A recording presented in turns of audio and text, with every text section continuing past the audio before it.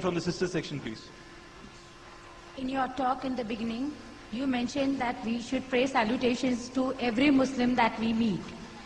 Now, if for example, I was to go to the market and I see my Muslim brothers, young and old, am I permitted by Islam to greet them? This is a very good question. That's what the Quran mentions in Surah Anam, chapter 6, verse 54, that وَإِذَا جَاءَكَ الَّذِينَ يُؤْمِنُونَ بِآيَاتِنَا فَقُلْ سَلَامٌ عَلَيْكُمْ. That when those come to thee,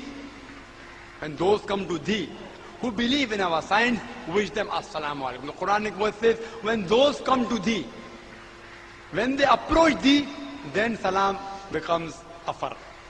Now when you go in the marketplace, I, as a Muslim man, go, even if they don't come to me, I wish them for salam, because the Prophet said, whoever wish salam, better to spread salam.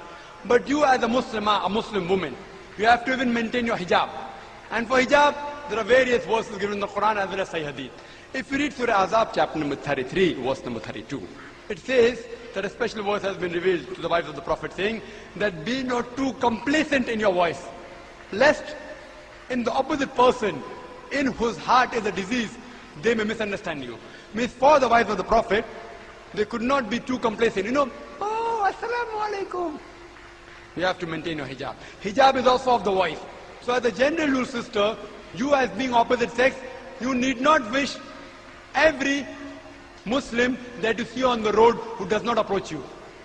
When I go to the market, if I see a Muslimah, a Muslim woman, and just passing by, I will not wish her salam. If she approaches me and there are certain problems which requires help, etc., I maintain my hijab, I lower my gaze, etc., and follow. But normally if they don't approach, it's not compulsory. For the same sex, for letting peace spread on the world, alhamdulillah, I will try and wish to even a person who doesn't approach me. So you sister, to the opposite sex, it's not a requirement that you should wish to every Muslim brother, young or old, that you meet. If you know, if he is a mahram, your father or your son or your husband, then it's preferable. If anyone approaches you, you should meet. Now regarding the question, if suppose a person, if a Muslim wishes you assalamu alaikum, how should you respond as a Muslimah? First, you should realize that if there is a requirement for the Muslim man who's a mahram of yours to talk to you, then can the discussion proceed. If you think it's not a requirement, you need not proceed with the discussion. You need not proceed. If you know that this particular boy is from your college and unnecessarily he wants to talk to you, then you have to maintain your hijab. You need not talk to him also, because his intentions aren't good. But if you know that the intention is good, and suppose opposite sex approaches, you give the reply, but not too complacent. Don't say, oh, walaikum assalam.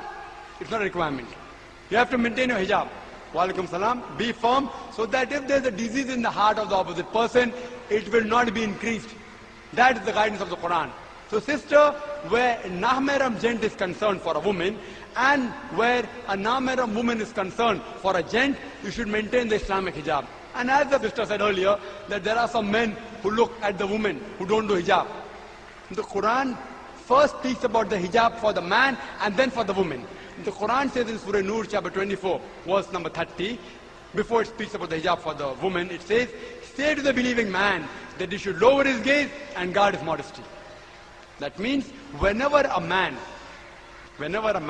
looks at a woman, any brazen thought, any unashamed thought comes in his mind, he should lower his gaze. This is the hijab for the Muslim. So if a Muslim man looks at a woman, irrespective whether she's a Muslim or non-Muslim, he cannot feast on her. So sister said there are Muslim boys who look at non-Muslim and get married to them. They aren't following the Quran. They aren't fit to be called as Muslims. Once there was a friend of mine who was a Muslim, who was staring at a girl for a long time. So I told him, brother, what are you doing? Why are you staring at a girl for a long time? So he told me, our beloved Prophet said that the first glance is allowed, the second is prohibited. I have not yet completed half my glance.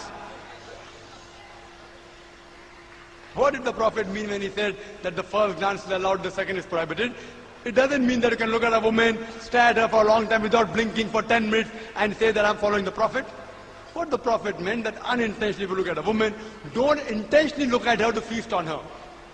So similarly, sister, it's not a requirement that you greet every Nahmaram Muslim man that you meet.